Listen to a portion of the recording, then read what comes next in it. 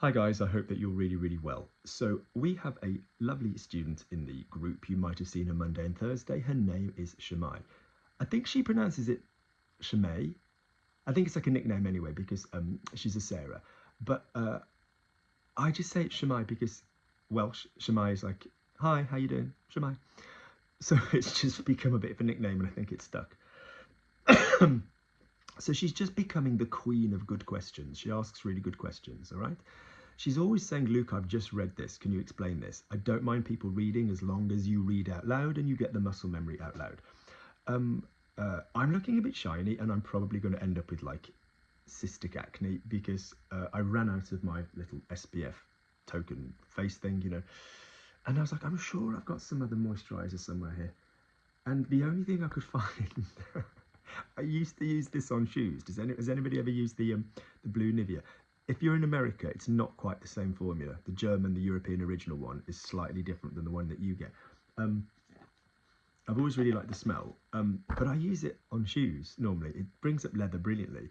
And I was like, I need something. So I suddenly thought afterwards, you know, I'm 46, I'm a bit old for spots, but like if next time you see me, I'm like an ocean of cystic acne, you'll know why. So this is why I'm a bit shiny on the camera. So Shamae has asked some really good questions and good grammar, good vocabulary, and I thought, let's just do a multi-video with all of Shamae's really cool questions. All right, so the first question is, right, so I've put my WhatsApp on the computer. Let's have a little look.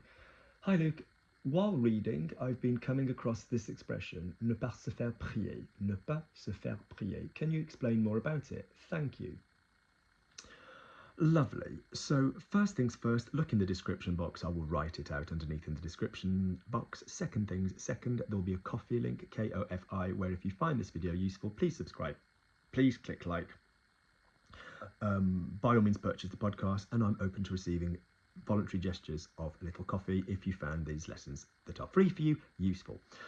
So quickly, let's talk. So whenever you have a verb which is more than one word conveying the meaning, more than one verb, then we can think of this as a phrasal verb.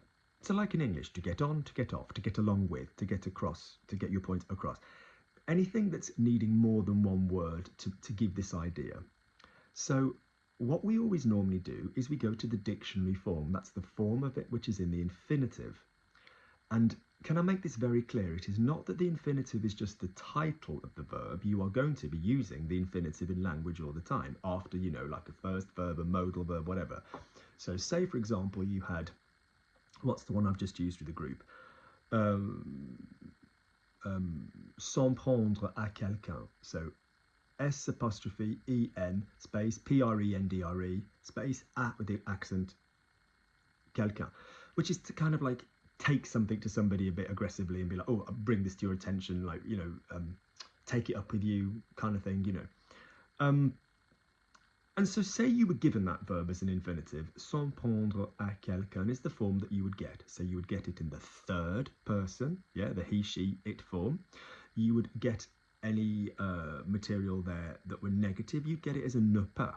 So for example, if you were given the infinitive ne pas se faire prier, it doesn't mean that every single time you use this verb you need to pop the ne pas there, because like other verbs, the ne and the pas will go in a different place when you conjugate. So for example, if you said I'm happy to eat, je suis content de manger, I'm happy to not eat, je suis content de ne pas manger, I'm not happy to eat, je ne suis pas content de manger. There's a difference in I'm not happy to eat and I'm happy to not eat. So if you've followed my channel for a while, you will know that infinitives, when you make them negative, have a ne and a pas before them, or a ne and a jamais, ne and a rien, whatever. You put the negative style of adverb together.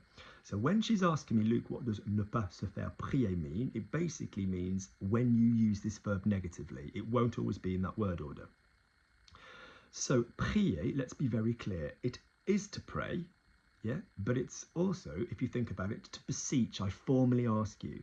So for example, when you say merci in a shop, so monsieur, alors ça fera 15 euros, it'll be 15 euros, you pay, merci madame, je vous remercie, je vous en prie is like you're welcome, okay, je t'en prie, je vous en prie.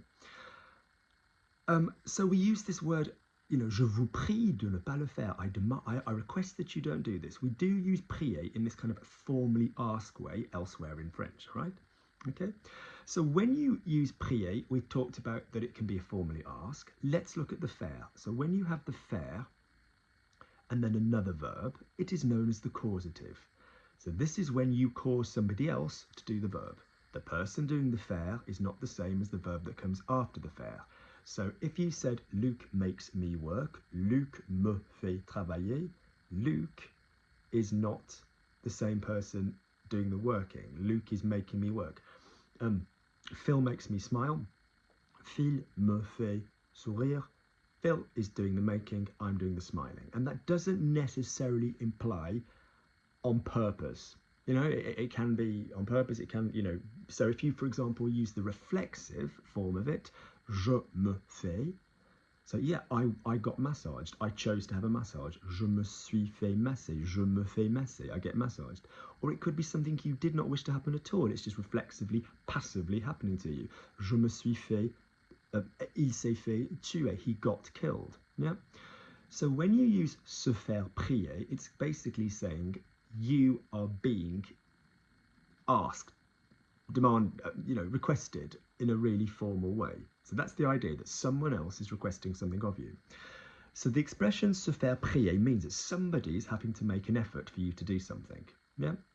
So if you use it, it generally means, so if you use it affirmatively with no negative, it's like kind of to take some persuasion, to require a bit of, somebody needs to make a bit of an effort for you to say yes. And if you use it negatively, it's the opposite of that. It's like, oh God, you don't need to ask twice, I'll be more than happy to do it. Yeah. So for example, if you said, we were supposed to go on holiday, and you say, and we asked Luke if Luke wanted to come. Luke, do you want to come? Luke, you didn't need to ask him twice. He was, yeah, absolutely. Il s'est pas fait prier. Il s'est pas fait prier. No, il ne s'est pas fait prier. He didn't get himself requested. If it was, eventually with a bit of an arm twist, il s'est fait prier pour l'accepter, pour venir, pour whatever. Okay, so se faire prier is the idea that you're going to need, that it takes some, and it can go in any tense. Yeah, oh God, I know very well he'll be happy to, he would be happy to do that. Oh oui, il se ferait pas prier. He voluntarily, volontiers do that. He would enjoy that. Good. Lovely. So that is se faire prier. Next up we have, where's her email? Hi Luke. Also, I was wondering why the following speak English, Luke. Why the following sentence is subjunctive. Je comprends que tu aies peur. A in the subjunctive. Right. Very commonly, even though it might not be a verb that you are used to seeing with a subjunctive, particularly more literary French and particularly, more formally, if you are implying a doubt, because if you think of our buzzwords for the subjunctive, want, need, doubt, fear, impersonal, emotional, that is not the entirety of the subjunctive. There are plenty of other things which do the subjunctive. There are plenty of conjunctions which do the subjunctive. Afin que, pour que, à condition que, loads of stuff. Le fait que, yeah, the fact that you are popping that auxiliary verb in the subjunctive is basically turning it into a, that you might have been afraid. Ouais, je comprends que tu aies peur, that you may well have had, been afraid, but I don't 100% know, it's just a bit doubtful. Yeah, so that's basically what that is, yeah? But don't worry about that in your oral French all the time so much. Just keep a north eye out on it and just note the situation every single time it happens and go, because it's kind of like an element of a doubt across the sentence. Good, next one. We're almost there. Number 2 was quite a fast one, wasn't it? If you pardon the expression. Right, this is a longer bad boy. Can you please help me with another expression? Do you know the infinitive version so I could conjugate it in different forms? We like Shamae for saying this because she's basically saying, I want to get this down across the top 6, the bottom 6.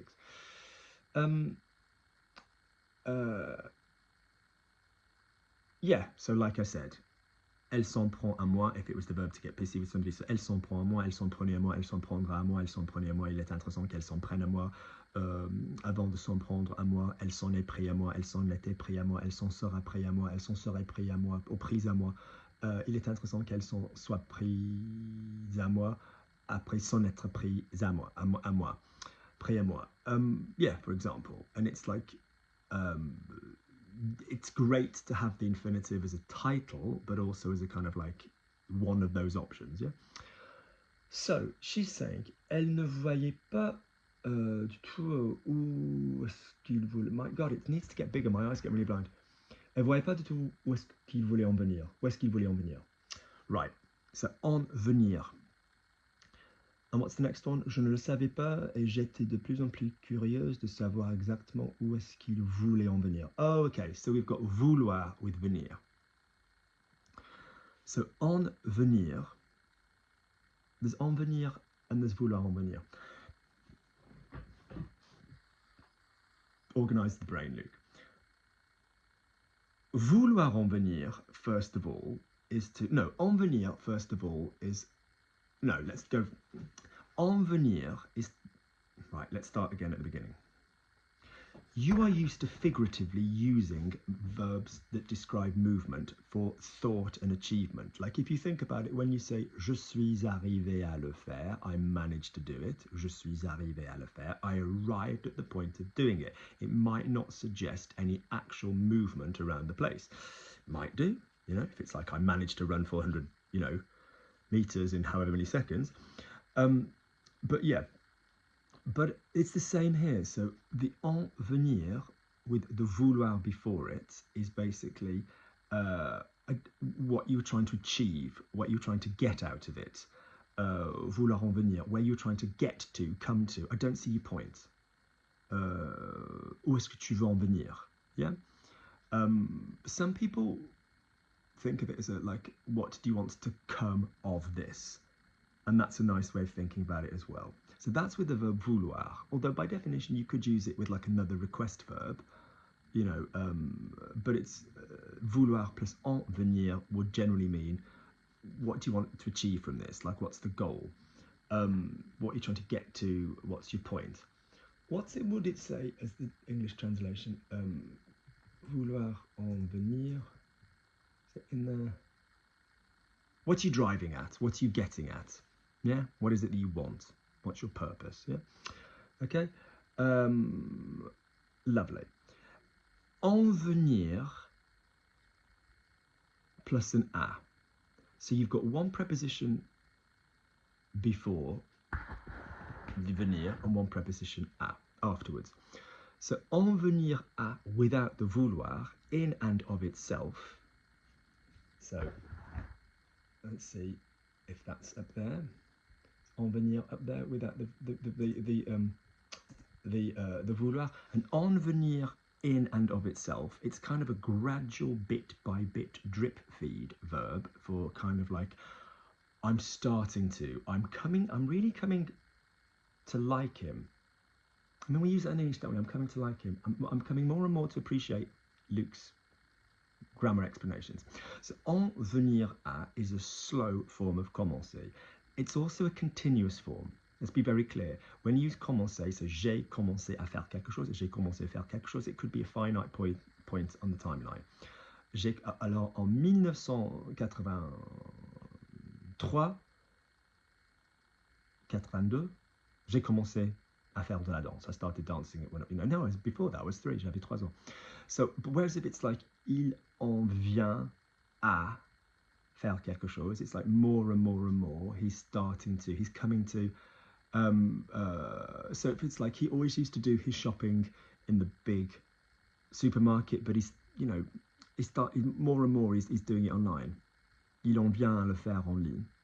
Yeah, so that's the kind of en venir à, to come to, begin to start to. Yeah.